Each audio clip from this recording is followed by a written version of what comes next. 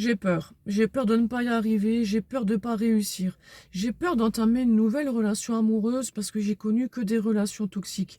J'ai peur de quitter mon boulot alimentaire. J'ai peur de me lancer à mon compte. J'ai peur de ne pas avoir de clients.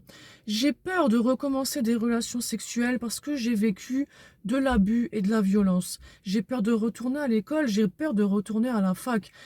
Ce que j'ai envie de te dire en fait aujourd'hui dans cette vidéo, c'est que les peurs sont innombrables, nos peurs sont innombrables et elles sont juste normales, elles sont juste humaines. Tu es un être émotionnel, tu es un être sensible. Accueille tes peurs, accepte tes peurs, enlace tes peurs, embrasse-les. Tu vas y arriver.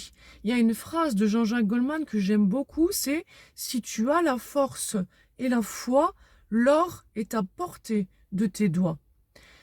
Parfois, il n'y a pas besoin de faire un énorme pas de sauterelle. Ce qui compte, un énorme bond de sauterelle, ce qui compte juste, c'est de faire un tout petit pas.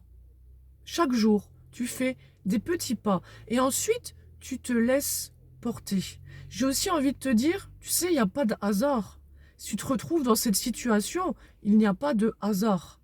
Par exemple, tu es étudiant et tu as peur en fait de reprendre ta deuxième année, eh bien, tu n'es pas arrivé dans cette filière-là par hasard. Tu as envie de quitter ton boulot, tu n'en peux plus et tu as envie de te mettre à ton compte. Tu n'es pas là par hasard. Il n'y a pas de hasard.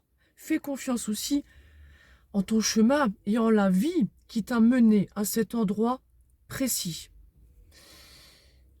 Une autre chose que je voulais te dire aujourd'hui, c'est ne te focalise pas sur l'arrivée. Le voyage compte autant que l'arrivée, voire plus.